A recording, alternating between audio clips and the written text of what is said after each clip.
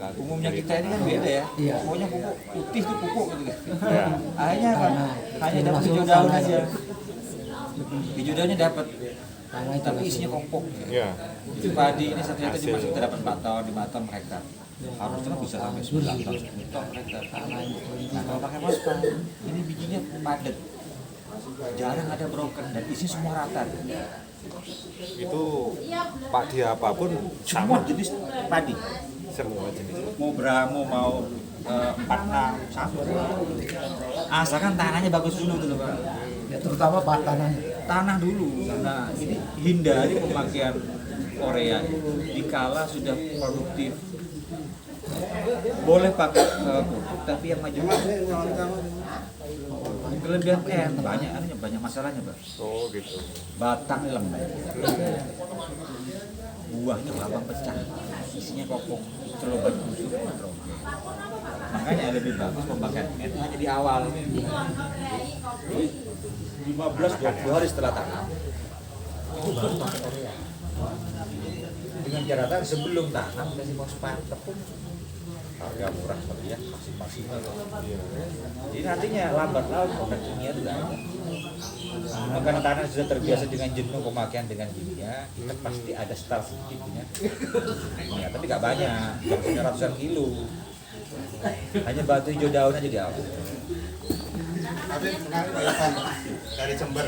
Selamat pagi Pak Ivan. Ya maaf kemarin belum sempat ketemu ya. Wah. Ini Mas Yoga.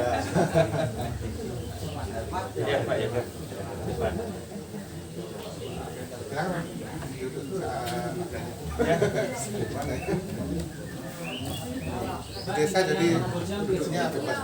Ini masalah cuma satu Pak Asbak ini ada. Ini aja. Lihat nggak ada tempat asbak.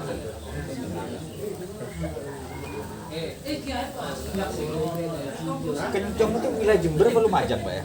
Ikut Jember. Oh Jember. Jadi kalau dari arah Tanggul itu kemana? Tanggul.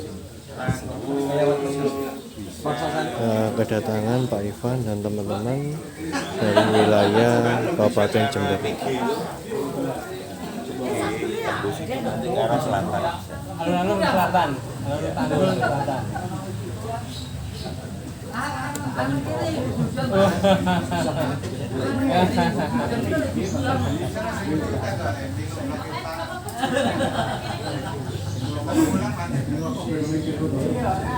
Kami di lapangan.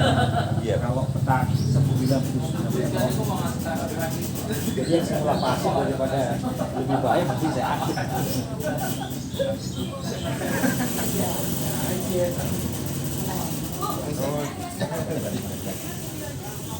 Suasana desa ya. Saya kemarin di Corok. Oh iya benar. Ya iya. Kemarin saya terbatas waktu maka dari sini saya langsung ke Wonosobo. Oh. Sekarang langsung ke datang lagi.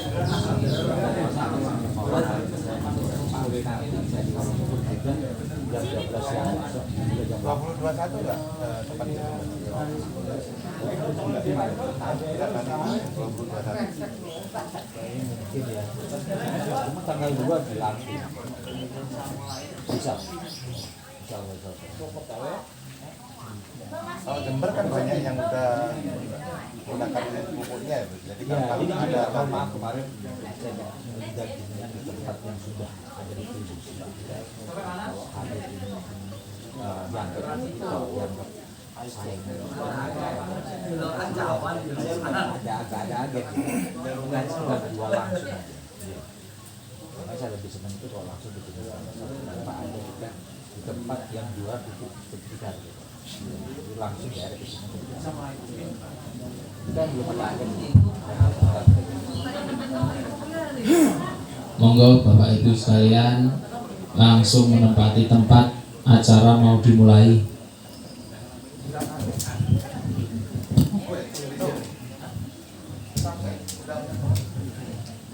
Pak Amin 40 menit Pak Amin ya. Jangan lama-lama 40 menit aja. Paling lama ya. Kita langsung ke foto Pak. Kalau Prof ini bisa guys. Paling lama itu Prof. Tapi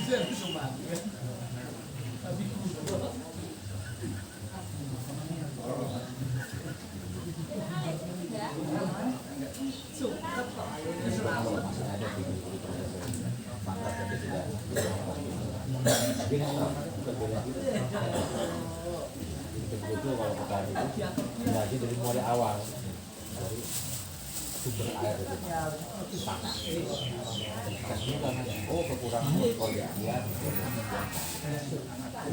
kita biasa dengan dasar tanah yang bagus mutan jangan Korea itu akhirnya hasilnya nggak maksimal ada itu daunnya yang bagus. Assalamualaikum warahmatullahi wabarakatuh. Selamat pagi bapak-bapak, tapi ibunya sedikit ya, bapak-bapak aja deh. Terima kasih atas kehadirannya, atas undangan kami. Di sini telah hadir juga. Yang pertama adalah Profesor Dr. Amin. Prof ini udah berkeliling senusantara, bahkan ada hubungan juga dengan luar negeri untuk yang ahli tentang struktur tanah. Jadi tanah, kalau misalkan bapak-bapak di pertanian atau perkebunan mendapati bahwa kok tanahnya nggak bisa subur, kok nggak bisa produktif, kok nggak bisa bagus hasilnya, itu nanti Prof Amin akan menjelaskan kenapanya dan bagaimana solusinya. Nah itu Prof Amin begitu sangat ahli untuk hal itu. Dan Prof Amin berasal dari Brebes ya, dan udah ada 16 kabupaten yang di bawah 19 kabupaten yang ada di bawah supervisi Prof Amin. Dan Prof Amin ini menemukan penemuan yang nggak ada secara nasional maupun internasional, masih belum ada, yang menilai tentang 18 parameter yang digunakan bagaimana untuk mengetahui tanah itu strukturnya bagus atau enggak. Itu ada 18 parameter dan alatnya itu penciptanya nanti bakalan bapak-bapak bakalan tahu nanti ke depan. Itu penciptanya adalah Prof Amin. Dan yang kedua adalah Habib Usman Ali yang di ujung. Habib, Assalamualaikum. Habib Usman Ali ini saya sangat bersyukur tiba-tiba ya. Jadi karena keinginan saya sebelumnya pingin fokus di pertanian, perkebunan, karena saya sendiri adalah orang desa. Saya Adi, anaknya Pak Suyus, adiknya Mas Bayu, bapak. Nah terus nggak tahu kenapa tiba-tiba dipertemukanlah dengan Habib Usman Ali. Nah dan ternyata apapun yang disampaikan Habib Usman, istilahnya kayak penjelasannya, kayak misi-misinya, itu saya sangat takjub sekali gitu. Jadi intinya Habib Usman Ali ini misinya adalah, dan selalu sering bilang ya, Pak Tanu, petani, pekebun di Indonesia itu harus semuanya makmur, harusnya ya, karena di luar negeri kayak di New Zealand itu orang-orang kaya, istilahnya kayak orang-orang yang makmur gitu ya, sejahtera, itu adalah petani. Dan nggak mungkin petani itu rugi. Bukan harusnya, Habib ini udah tahunan praktek sendiri, berkebun, bertani, tanaman berbagai macam, itu nggak pernah rugi. Nah, itu pasti ada caranya, pasti ada sesuatu hal yang nanti perlu didengarkan dari Habib Usman Ali, ya. Entah itu tentang pertamanya adalah bagaimana mengetahui struktur tanahnya, entah tentang pupuknya, entah nanti tentang caranya, itu yang mahal, ya. Saya bersyukur Habib Usman Ali ada waktu, dan Prof Amin juga ada waktu datang ke desanya.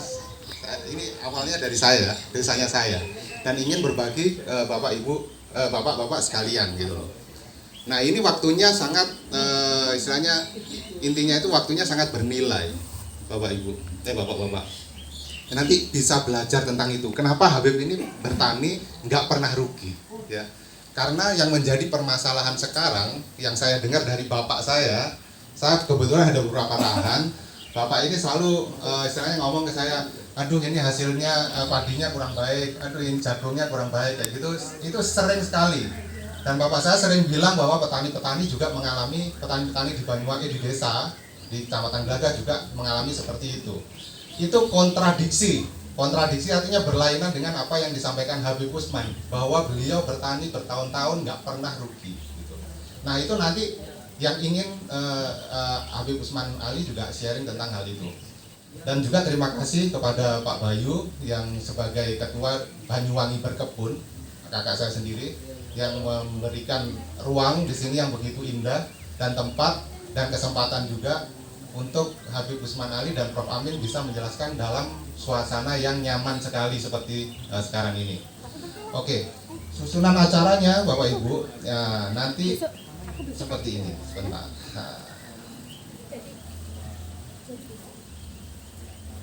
Nanti misinya Habib Usman Ali tadi itu ya, petani harus makmur, harus kaya raya karena Indonesia ini sangat memungkinkan untuk itu. Masa kalah sama Thailand, Vietnam, mereka swasembada semua, tapi Indonesia ini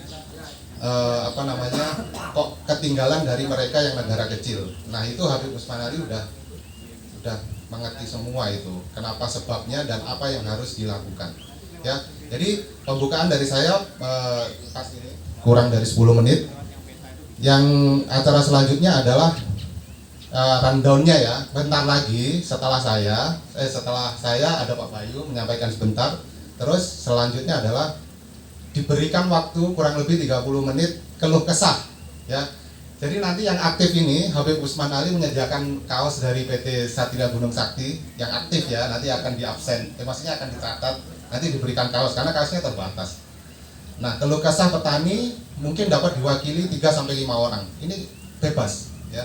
Lebih dari 5 orang juga sangat senang sekali. Karena Prof Amin ini juga misinya itu mulia. Bagaimana bisa petani itu mengetahui istilahnya kayak bertani dan berkebun dengan struktur tanah yang sebaiknya harus seperti apa itu. Prof Amin nanti akan tunjukkan ilmunya dan cara ngetesnya nanti ditunjukin semua. Ya, nanti setelah menyampaikan keluh kesah atau apapun yang menjadi perhatian Bapak, nanti bisa disampaikan, nanti kami akan catat, saya akan catat, nah nanti akan dijelaskan oleh Habib Usman Ali maupun Prof Amin. Ya, terus setelah itu, setelah mencatat semua, nanti kurang lebih 40 menit Prof Amin ada penjelasan pertanian tentang tanah ya dari Prof Amin. Selanjutnya adalah penjelasan tentang pengetahuan pupuk dan produktivitas hasil pertanian perkebunan oleh Habib Ali. Jadi habis dari Prof Amin, Habib Ali, terus tanya jawab. Nanti tanya jawab ini yang seru nggak apa-apa. Yang tanyakan jangan sungkan-sungkan ya, karena di sini ini tujuannya adalah untuk kita belajar. Saya kepingin secara pribadi ya, saya kepingin petani di Banyuwangi ini sukses semua seperti yang Habib Usman Ali punya gitu. Terus nanti ada kunjungan ke kebun ya, kebunnya karena dekat sini nanti langsung mengecek tanah, tanaman, sayur dan segala macam. Terus penjelasan hasil kunjungan, terus tanya jawab sesi 2 penutup dari sebulan. Nanti nggak usah dihafalin ini ya rundown-nya. Jadi intinya adalah entar lagi sambutan dari Pak Bayu kurang lebih 2-3 menit, lanjut nanti ke keluh kesah ya. Jadi sampaikan aja yang menjadi permasalahan yang dirasakan bapak-bapak petani pekebun. Jadi kami mumpung ada Prof Amin di sini itu bisa menyediakan solusinya nanti. Oke, waktu saya berikan ke kakak saya, Mas Bayu. Makasih. Terima kasih. Assalamualaikum warahmatullahi wabarakatuh. Diberi waktu 2 menit. Jadi tujuan dari ini semua adalah nanti kita sama-sama belajar Bapak Ibu sekalian. Jadi walaupun kita sudah praktek di lapangan, tapi kenyataan petani di Indonesia atau di Banyuwangi atau di Gelagah minimal itu sambatnya itu sambat nggak pernah untung. Nah, jadi dengan adanya ini nanti kita praktek lapangan. Kebetulan di lokasi ini adalah lokasi kebun singging. Jadi memang kebun komunitas untuk Banyuwangi berkebun. Jadi kita ada komunitas se-Indonesia berkebun. Dan di sini ada beberapa varietas yang akan kita tunjukkan lahan. Yang pertama nanti kita kunjung, kebetulan Kang Ilik itu nandur jagung. Ya jagung ini kalau bagus ya berarti alhamdulillah ya. Karena kemarin padi sambat terus Pak. Iki min, bahasanya min gitu. Kenapa kok seperti itu? Alasannya ono gruyune, ono iki macam-macam lah gitu. Itu nanti kita bisa dilihat. Kita juga nanam vanili. Panili nih Pak Pur, kita punya lahan panili sampai saiki kok ngembang-ngembang ya kuwi. Kenapa? Terus ada juga sayur. Nah, sayur Pak, kita ada sayur. Dan yang sekarang yang lagi tren tidak berbuah itu adalah durian. Durian di situ, durian itu tidak pernah berbuah. Kenapa itu? Nah, dulu. Kadupun berbuah tidak bisa banyak. Umurnya umur tuwek iki, umur mimpi buyut iki. Besar-besar Pak, itu umurnya sekitar 40-50 ya. Ya, sebesar itu. Padahal siapapun yang berkunjung ke sini, kalau semua tenebluk durian nih bisa diambil gratis. Kalau ada gitu. ya dan jadi hal-hal seperti itu. Kita juga ada tanaman di atas, tanaman kebun, ada apa? Merica, apa itu? Alada ya, ada lada, juga ada jenis-jenis tanaman melinjo di atas itu. Dan polo itu juga ada tanaman-tanaman di sana. Dan itu aslinya subur, tapi kenapa gitu. Ya jadi hal-hal seperti itu kita datangkan narasumber ini, tujuannya adalah kita sama-sama belajar sehingga praktek di lapangan. Dan dari pupuk ini adalah pupuk yang diproduksi sendiri ya, tanpa nanti dijelaskan sama Habib Usman dan juga nanti Prof Amin terkait dengan kapasitas dan terkait dengan komposisi pupuk-pupuk yang dibawa nanti seperti itu. Mungkin dari kami demikian maksud dan tujuannya. Terima kasih atas kehadirannya di Kebun Singhing, Desa Glagah, Kecamatan Glagah. Assalamualaikum warahmatullahi wabarakatuh. Terima kasih Pak Bayu. Selanjutnya seperti rundown tadi, kita berikan waktu untuk Profesor Dr. Amin untuk mengedukasi. Jadi Prof Amin ini akan sharing tentang knowledge namanya. Knowledge itu pengetahuan ya, agar kita tahu. Nah, makanya Prof Amin di sini kita sangat bersyukur sekali Prof Amin menyempatkan waktu, karena sulit waktunya untuk karena kesana. Oke, dipersilakan Prof Amin. Kurang lebih waktunya terserah Prof Amin.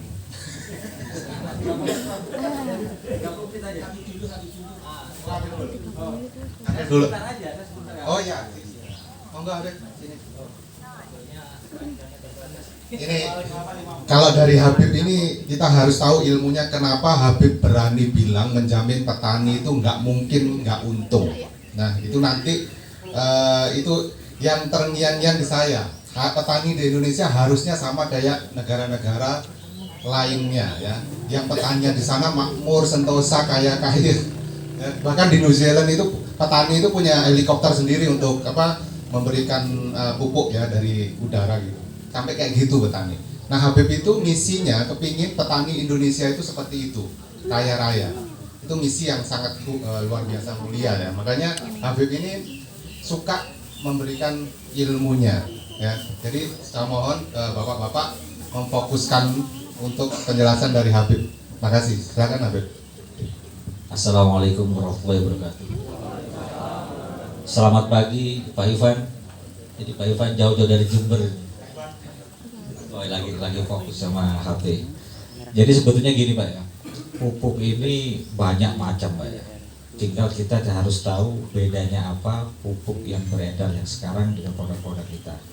Yang penting diperhatikan di pola awal Pak ya.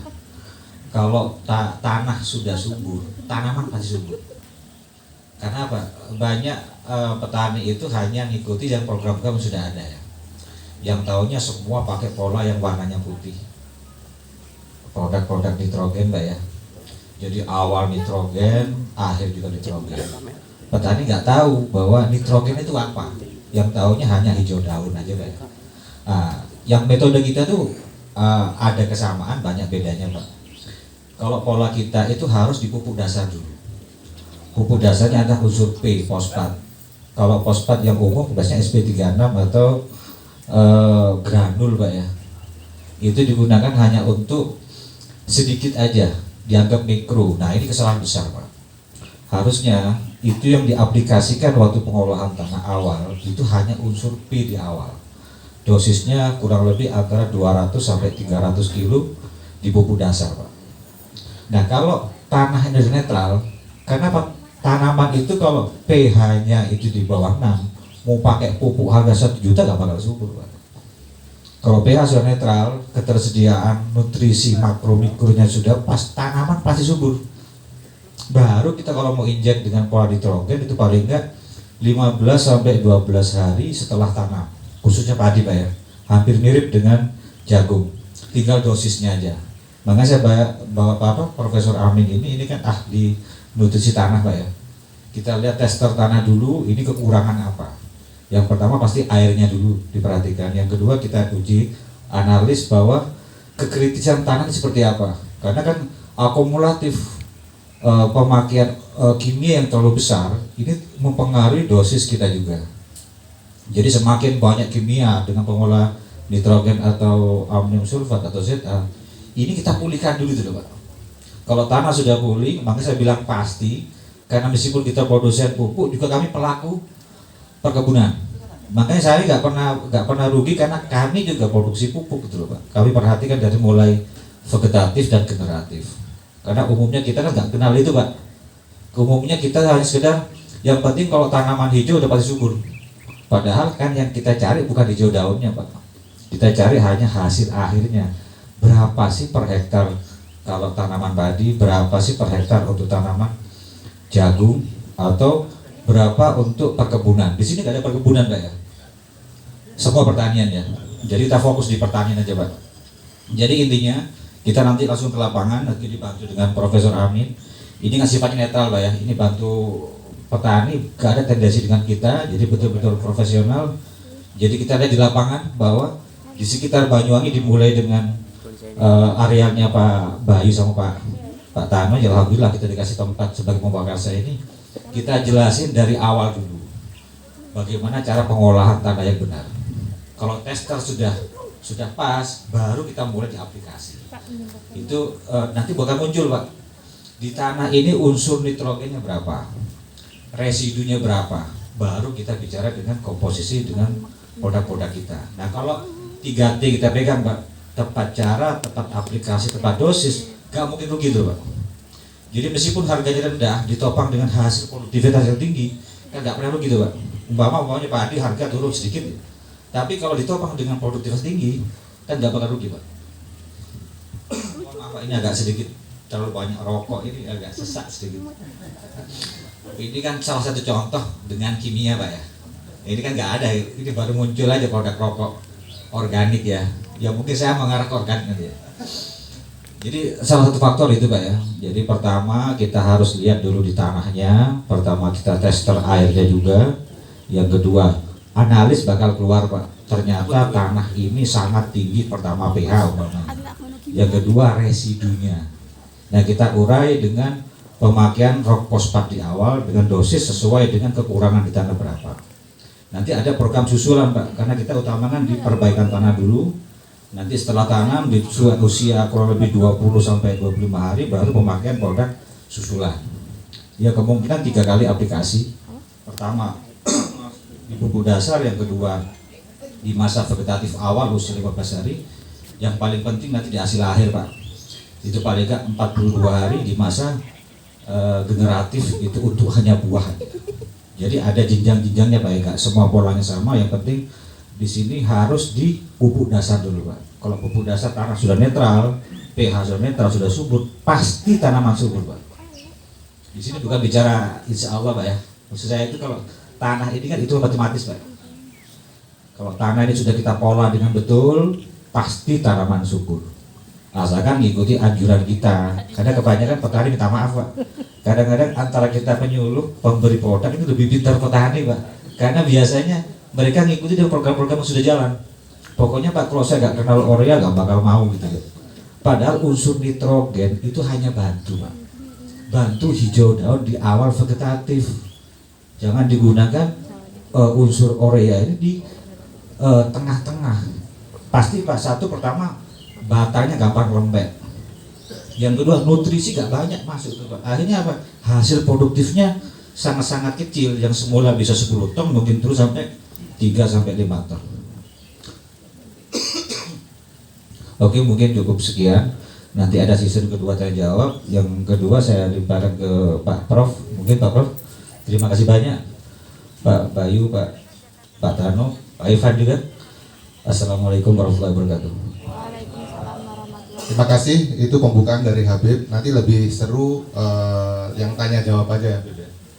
Oke, selanjutnya dipersilakan Profesor Dr. Amin. Makasih. 30 menit ya. Iya. Assalamualaikum warahmatullahi wabarakatuh. Waalaikumsalam warahmatullahi wabarakatuh. Terima kasih terutama kepada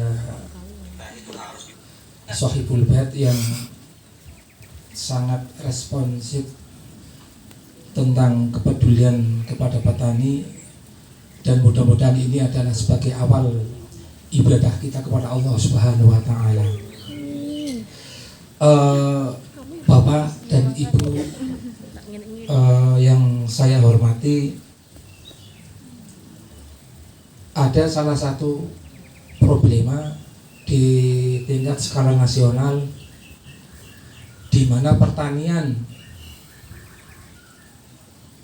di Indonesia ini sudah bermasalah. Dan ini tidak main-main, sudah 20-30 tahun yang lalu. Dan ini anti klimaknya adalah sekarang. Sehingga penghasilan para petani itu tidak BEP, break-even point. Ketika akan menghasilkan banyak, maka pupuknya harus banyak. Padahal di dalam pertanian itu tidak seperti itu, harus sebaliknya. Dan alhamdulillah kami di Jawa Tengah itu sudah 313 titiknya di 19 kabupaten. Alhamdulillah sudah 2 tahun ini mengalami kenaikan yang subhanallah, yang signifikan. Itu yang pertama. Terus yang kedua, emisi global ini sangat berpengaruh terhadap pengurangan ozon, dan ternyata diakibatkan dengan pertanian yang kandungan kimianya sangat besar ya, sangat besar. Oleh karenanya alhamdulillah kami mempunyai alat parameter. Jadi parameter ini jujur namanya hatometer ya, hatometer ini belum saya publish, dan ini insya Allah akan meng-hire 18 parameter. Jadi nanti biasanya kan kalau di dinas-dinas itu hanya kesuburan sama pH ya, tapi kami alhamdulillah bisa 18 parameter, sehingga dengan menggunakan 18 parameter ini insya Allah artinya kita mampu apa yang diharapkan oleh alam, apa yang diharapkan oleh tanah itu sendiri. Biasanya begini, saya misalnya seorang mantri, kalau dokter terlalu tinggi mantri, kalau ada orang datang pasien kan mesti ditanya, ibu sakitnya apa, kan begitu. Misalnya sakitnya panas, pasti dokter Pak Mantri nih dikasih paracetamol dengan menggunakan dosis 250 mg dulu. Nanti kalau misalnya sudah dalam waktu 3 hari atau 4 hari masih ada keluhan, berarti nanti dosisnya dinaikkan. Ini sama bapak-bapak, ibu-ibu. Tetapi yang kita hadapi adalah tanah yang tidak bisa ngomong, tidak bisa berbicara. Sehingga ya ini mohon maaf, sehingga petani itu dijadikan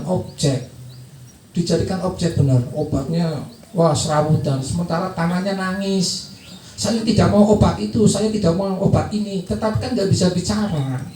Nah ini permasalahannya di situ. Makanya alhamdulillah kami punya knowledge ya, yang insya Allah ini sudah 313 titik, subhanallah, luar biasa.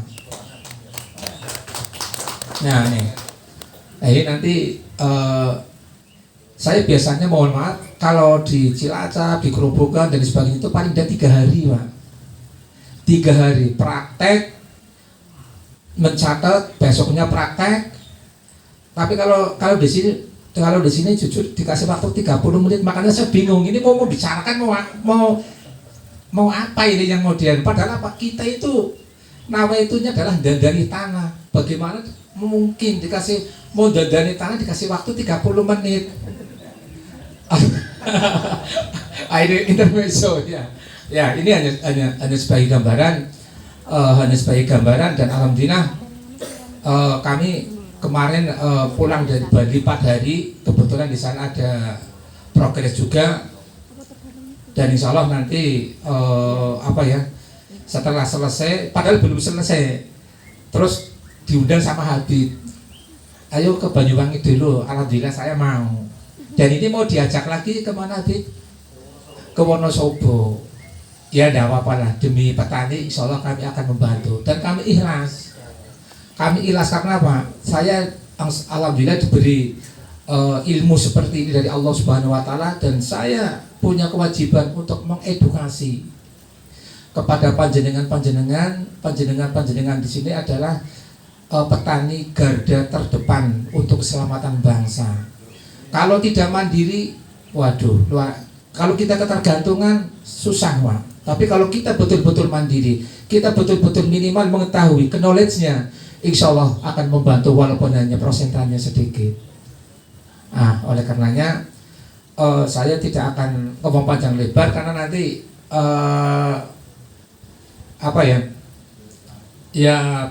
berlarut-larut. Dan alhamdulillah kami di sini sudah ada 7 item ya. Saya bacakan dulu ya Bapak ya. Desa Jambean, Dusun Jambean, Desa Gelagah, Kecamatan Gelagah, Kabupaten Banyuwangi. Intensitas cahaya di sini hanya 500. Padahal kalau untuk pertanian yang bagus ini adalah antara 750 sampai dengan 1500.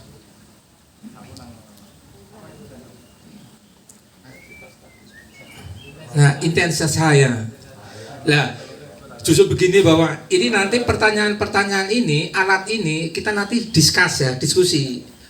Ini kenapa? Terus solusinya bagaimana? Ini nanti yang lama. Jujur aja ini, ya mohon maaf, apalagi yang 18 parameter. Ini kadang-kadang satu parameter aja kadang-kadang diskusinya nggak selesai. Kenapa? Ini benar-benar urgent dan memang mohon maaf para petani harus tahu.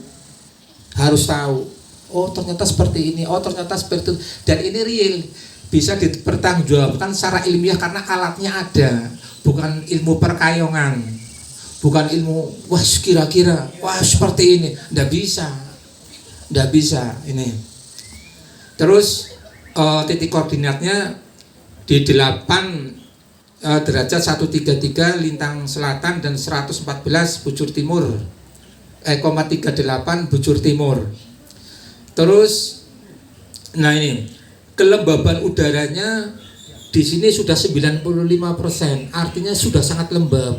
Idealnya adalah di angka 50 sampai 75. Nah ini bagaimana dan kenapa? Nah nanti kita didiskusikan sebabnya apa. Terus cara menanggulanginya bagaimana? Nanti kita diskusikan. Ya, jadi mohon maaf jangan tegang dulu. Jangan tegang dulu. Terus kalau ketinggian di sini lawyernya sampai gasnya antara 196 dan 212. Terus kalau ketinggiannya sudah diketahui, ini yang paling bagus ditanamani tanaman apa? Ini juga nanti ada ilmunya. Jadi tidak asal jeblok udah bisa.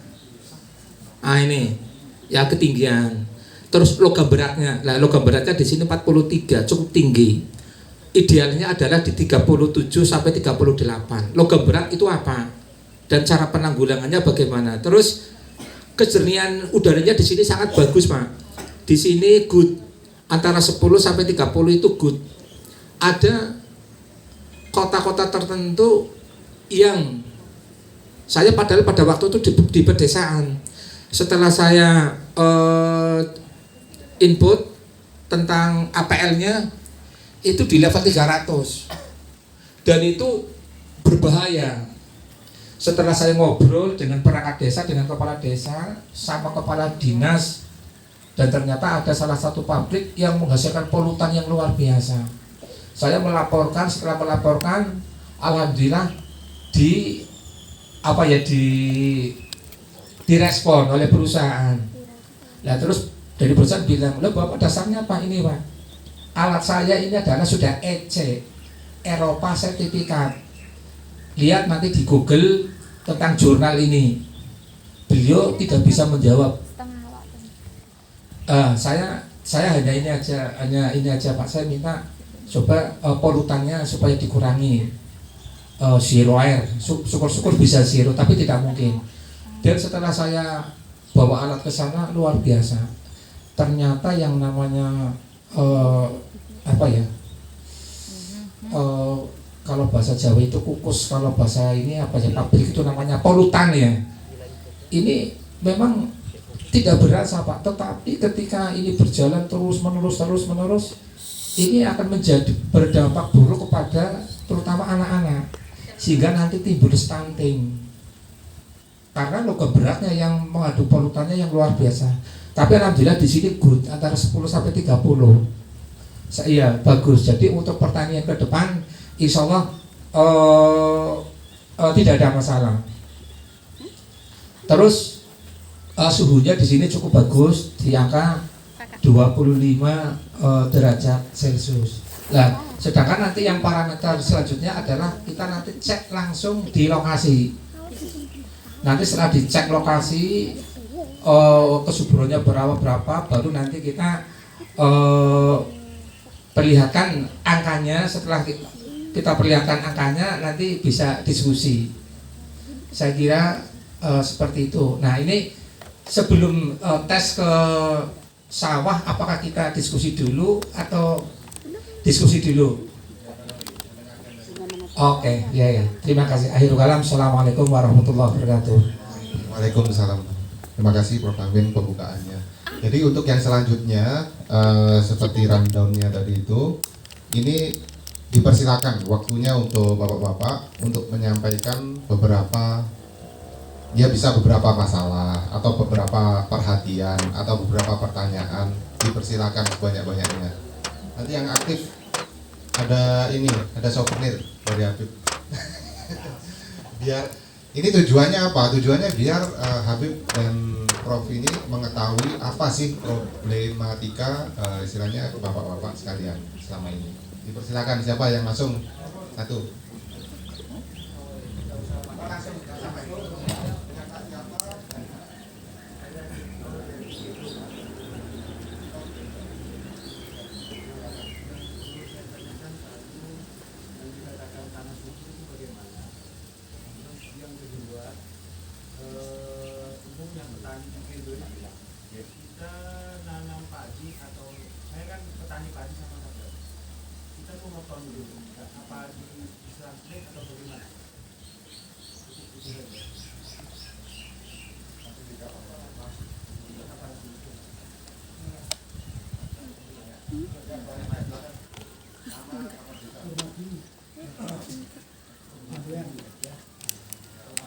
Apa?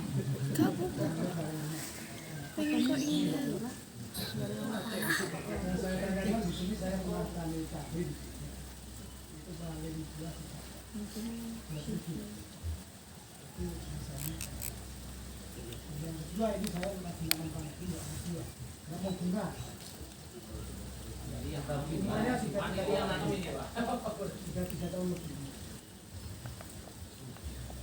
Hanya panel itu kalau sudah 3 tahun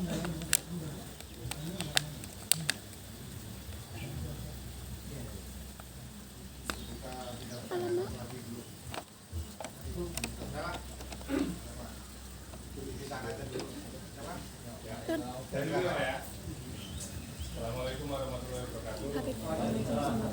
Nama saya Irwan dari Jambi. Dan kebetulan saya adalah harapan di wilayah Jelon. Kebetulan komoditi yang saya tanam padi.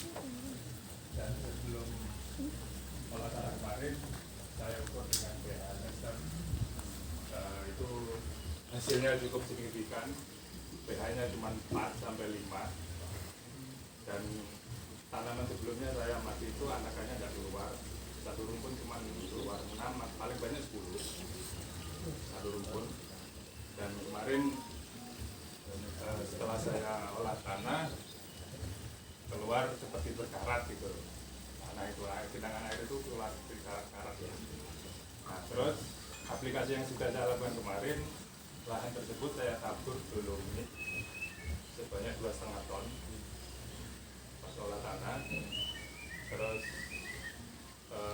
dari pengalaman yang saya lakukan di wilayah dataran rendah, saat ini usianya 30 hari. Tanggal 5 kemarin usia tanaman 30 hari.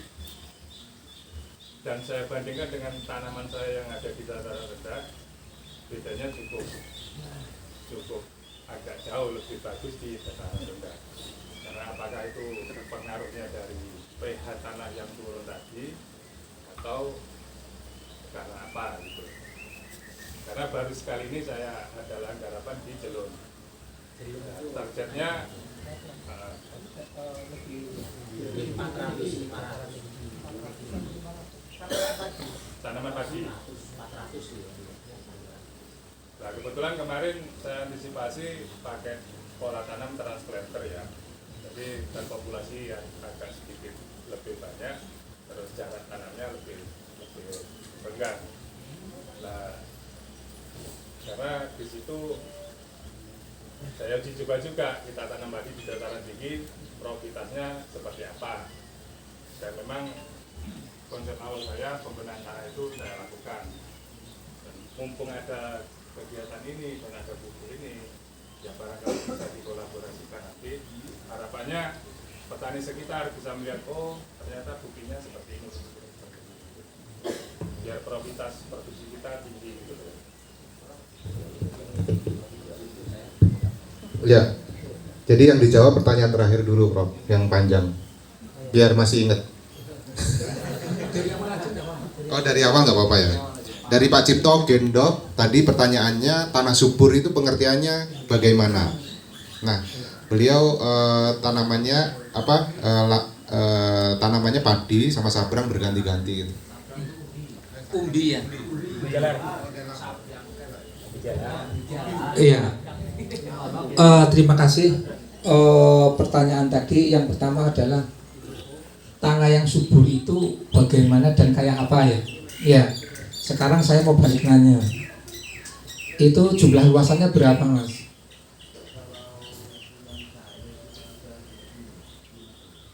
5 kali 7.000 berarti 3,5 hektar ya, 3,5 hektar.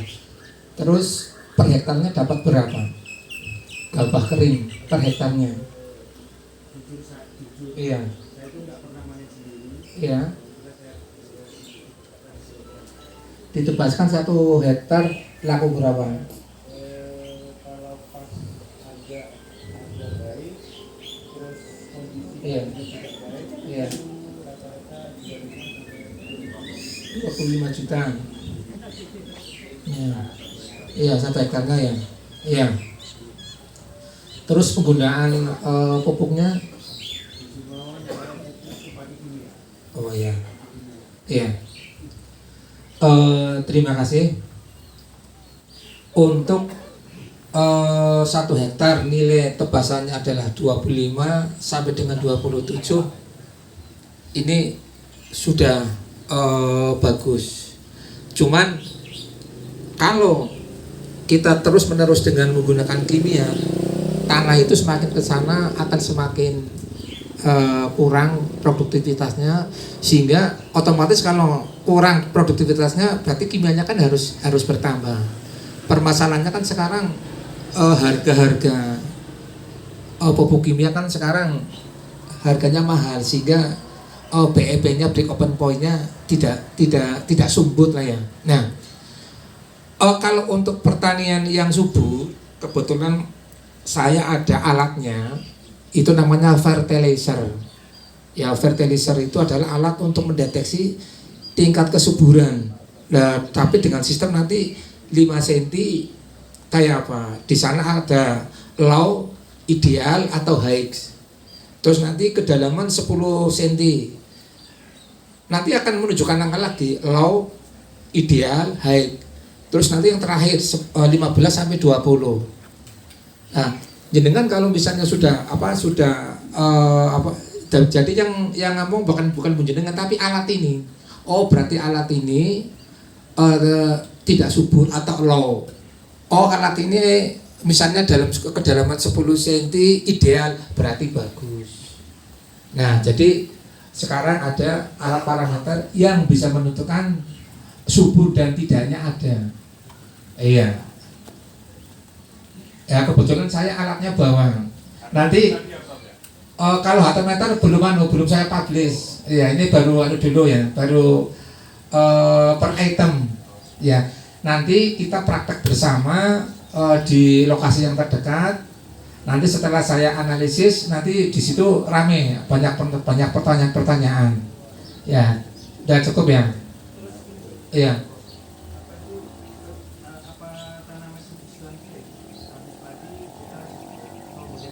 Ya.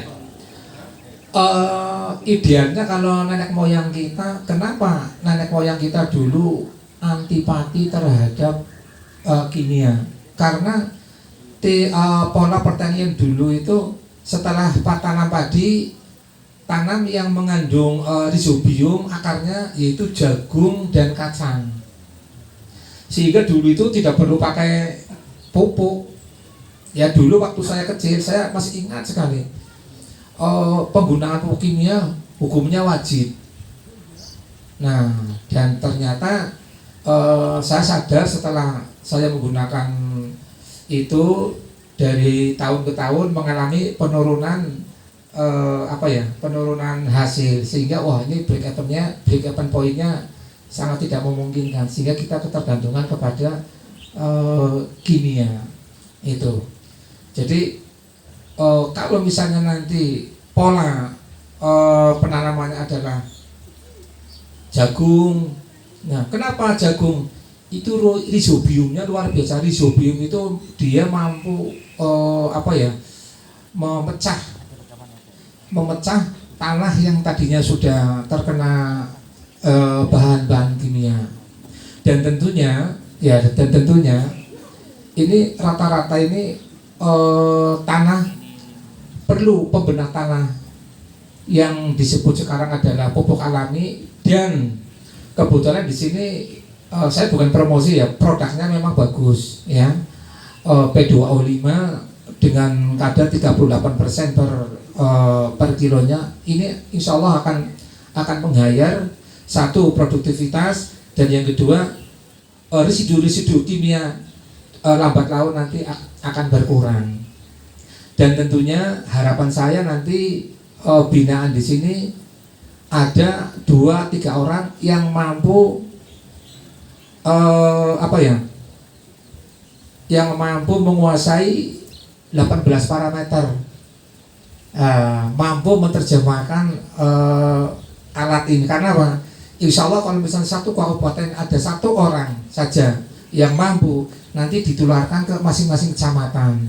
Nanti dari masing-masing kecamatan sudah mampu, nanti di tingkat desa, sehingga kemandirian pangan insya Allah tidak akan ketergantungan kepada orang lain, karena kita sudah punya alat, sudah punya knowledge, dan sudah bisa menerjemahkan. Ingatan nih, nomor berapa?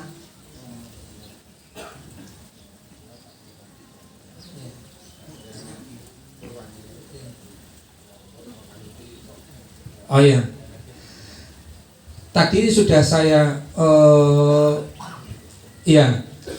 di sini karena kelajuan udaranya yang sangat lambat, yang namanya vanili itu kan perkawinannya adalah perkawinan alami, yang dia harus butuh angin. Angin inilah yang nantinya akan menciptakan perkawinan alami. Tetapi kalau digejas ke saya gitu, ngarep ngawini sopo? Ya, Pak lebihnya mau kulan umur bingung ini pitunya mana ini nyuruh ya, justru itu walaupun belum berbunga Oh ini berarti belum berbunga. Nah berarti kalau misalnya belum berbunga, ini ada pupuk majemuk. Nah nanti akan dibahas oleh Habib. Jadi intinya kalau misalnya belum bisa berbunga, berarti dia hanya nitrogennya saja. Sedangkan unsur fosfat, kalium, kalsiumnya ini belum masuk. Kalau saya menjelaskan nanti kita korupsi. Ya. Tapi bagus. Jauh nggak Pak lokasinya? Oke, nanti kita cek ya pakai parameter. Jadi kita akan tahu, oh ini penyakitnya demam berdarah misalnya, atau penyakitnya apa misalnya lambung. Nanti kita cek. Kebetulan saya bawa alatnya Pak. Terima kasih.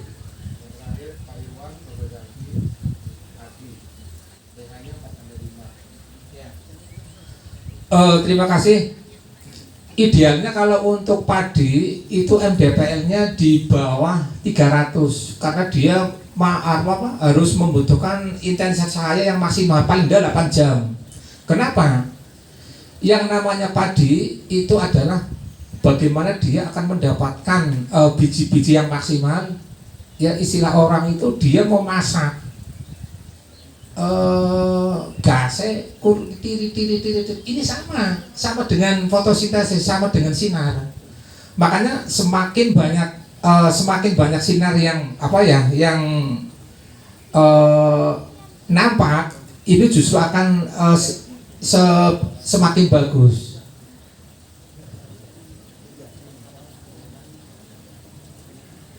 Jadi intinya kalau padi itu harus butuh sinar matahari yang full, ya full dari pagi sampai sore. Itu kalau misalnya ini nanti bisa, insya Allah akan berjalan dengan bagus. Tinggal nanti pupuknya bagaimana dan kayak apa. Iya.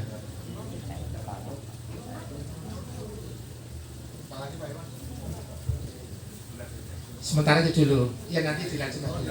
Lanjutkan Habib. Jadi semua yang disampaikan dan solusinya itu ada alatnya, nanti dites sama Prof. Silakan Habib. Assalamualaikum, singkat aja Pak ya. Ini mohon maaf saya mulai dari Pak siapa? Pak Irwan. Sebetulnya untuk tanaman padi ini cuman ada dua hal Pak ya. Satu yang saya bilang awal itu harus penggunaan fosfat di awal. Karena fosfat ini ada juga fosfatnya, ada CaO. Jadi kalau pakai fosfat nggak perlu pakai magnesium.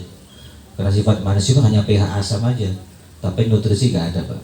Jadi di fosfat kita itu tinggi P, tinggi kalsium juga. Karena kalsium sama magnesium ini mirip tapi beda Pak ya. Untuk pH asam yang lebih cepat naik dari angka 4 sampai di angka 6, itu wajib pakai fosfat. Dan tanam padi itu tidak boleh pakai alat yang dalamnya lebih dari 2 cm Pak. Karena untuk akar padi ini akar serabut ya. Kalau tanam terlalu dalam itu menimbulkan anakan itu lama. Karena akarnya berkembangnya lama tuh Pak. Itu nunggu longsornya tanah dulu baru berkembang. Karena padi ini beda Pak. Beranak dulu baru bunting gitu Pak. Jadi kalau pertama akar sudah banyak, anakan banyak, tanaman pasti subur tuh Pak. Hanya itu ya Pak padi Pak ya. Pertama metodenya kita harus pakai fosfat dasar di awal dengan dosis anjuran kita. Saya usahakan mungkin dalam waktu dekat kita survei tempat jenengan, kita tester juga. Selain kita jual pupuk, kita juga harus menjelaskan dari bagaimana pengolahan tanah yang benar Pak. Jadi kita juga ajarkan petani untuk bercocok tanam dengan pola pemakaian fosfat di awal. Nanti ada masa vegetatif, generatif. Ya itu aja kalau untuk Pak. Jadi sementara ilmu kita hanya untuk pemakaian fosfat tanpa magnesium.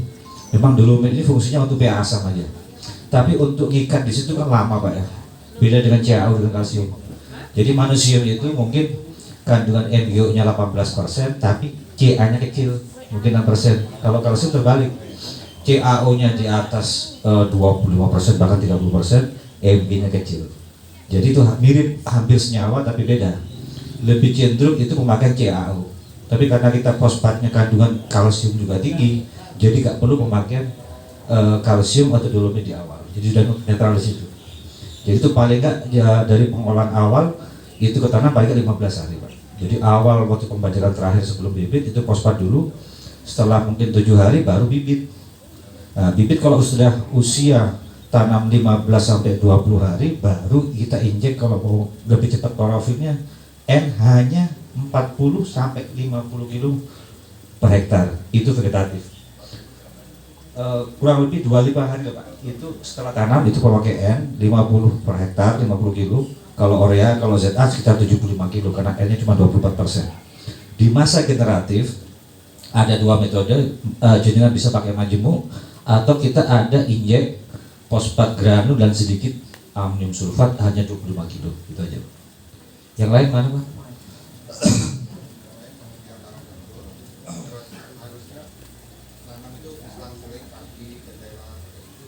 Oh bisa selang-seling nggak ada masalah. Yang jelas kalau fosfat ini kan sifatnya slow release Pak ya. Jadi pertama nutrisi sudah ada, tambah laba juga masih ada nutrisi di situ. Tinggal ada penambahan nanti di usia setelah masa pasca panen. Jadi pertama kita pakai dosis dengan hampir sama antara pada sama jagung, mungkin kurang lebih selisih 20-30 kilo aja, atau dibikin sama aja Pak. Metode sama, pertama harus pemakaian fosfat di awal itu di masa vegetatif. Jadi perkembangan akar dulu, batang, nah di buah ini generatif itu loh Pak. Jadi perlakuannya beda. Yang pertama kalau tanah subur, perkembangan dari vegetatif itu maksimal itu Pak. Karena fotosintesis itu kalau nggak vegetatif, tanamannya nggak pupunya nggak bagus, nggak bakal berkembang bagus Pak. Tapi kalau dari awal sudah subur, pasti subur. Di sinilah berarti di usia sebelum bunting, sebelum merkata kalau dia bilang ya, itu baru peningkatan produktivitas untuk hasil buah. Dosis dari kami nanti. Jadi berapa kilo untuk di masa generatif. Untuk selang-seling nggak ada masalah Pak. Yang penting tanahnya subur dulu. Yang jelas harus pH pertama netral. Penggunaan dolomit ada bagus ada kurangnya Pak. Karena fungsinya dolomit itu bukan pupuk. Dolomit itu kontrol pH asam. Kalau kontrol pH asam aja, makanan nggak ada Pak. Netral. Tapi kalau pupuknya nggak ada kan percuma juga Pak. Jadi bisa dikombin juga penggunaan dolomit. Umpama jenengan mau uji coba Pak ya. Satu demo plot dengan produk kita, yang kedua dikombin. Jenengan bisa pakai dolomit, tapi wajib pakai fosfat. Kalau mau uji coba Pak ya. Tapi saran saya mending produk-produk yang awal sudah lengkap. Karena unsur P di sini bukan di penyubur, tapi pH asam.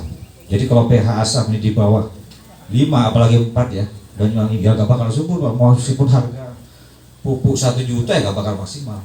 Tapi kalau awal sudah tanah netral, pH netral, pasti terserap. Karena yang diambil sama tanaman partikel Pak ya. Karena apalagi padi. Padi itu minta maaf, mulutnya kecil Pak. Jadi kalau partikel ion pH asamnya tinggi gak bakal terserap. Nah, ini kami buat produk ini kan sudah lengkap. Pertama nilai kelarutan Pak ya. Nanti kita demokan setelah ke lapangan bagaimana daya serap fosfat dengan barometer ini Pak Prof. Jadi cukup sekian, mungkin Pak ada yang lain Pak. Tadi kan yang 3 pertanyaan. Vanili ini sebetulnya tanaman yang agak susah Pak ya. Tadi sudah dijelaskan Profesor bahwa vanili harus berkembang dengan angin. Juga yang faktor pertama natrium. Dari hujan juga pengaruh Pak. Jadi kalau memang sering hujan harus sering disiram. Perlakuannya mirip dengan cabai ya. Cabai ini kalau kita di hujan malam itu wajib palingnya disiram Pak. Karena yang nempel di daun-daun itu bakal busuknya di buah. Oke cukup itu mungkin. Jadi season kedua ini mungkin langsung kita demo plot karena waktunya agak panjang ya. Mungkin 1 jam 2 jam untuk demo plot. Mungkin cukup itu Pak. Terima kasih. Assalamualaikum warahmatullahi wabarakatuh.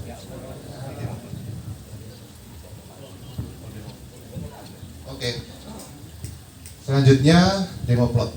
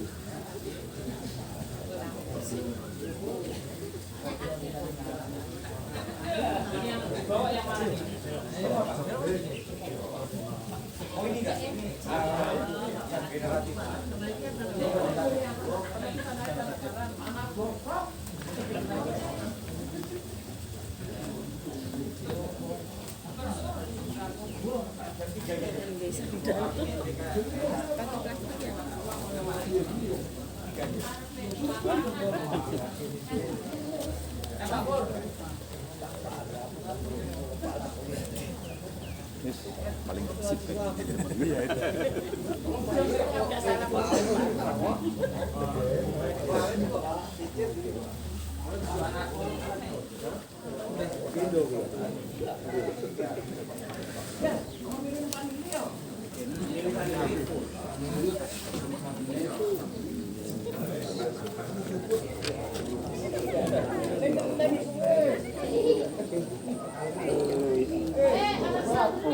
Oh, gimana?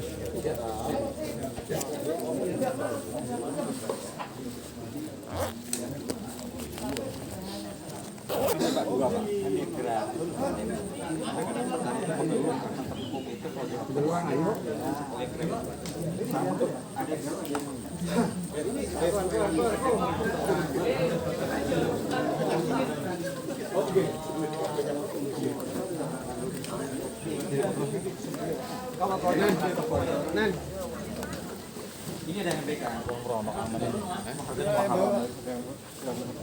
MPK satu produk, satuan 16 di 16. Cuman yang lebih cepat ini Pak. Mixing itu Korea, hasil campur. Iya Pak, 3 ya? Semuanya Pak. Pak, ada yang sedih ambil arsip Pak. Oh iya. Mana Pak? Enggak. Ini enggak cukup. Ini pas persis. Tadi ada yang ambil 5 kilo Pak. Sudah. Dipisahkan. Oh, itu dipisahkan yang ini jangan dibawa Pak. Ini yang ini kan. Yang mana? Tepungnya. Tepung dipisahkan per 5 kilo Zat. Yang lain dihambur. Ini aja dulu. Por panggulan tabur. Panggul. Abur mah ini tok. Alim kapan? Ini 3 Pak. banyak. Ah ini enggak, ini apa ini? Oh enggak, Ini 3. berat. Riko tahu yang ini.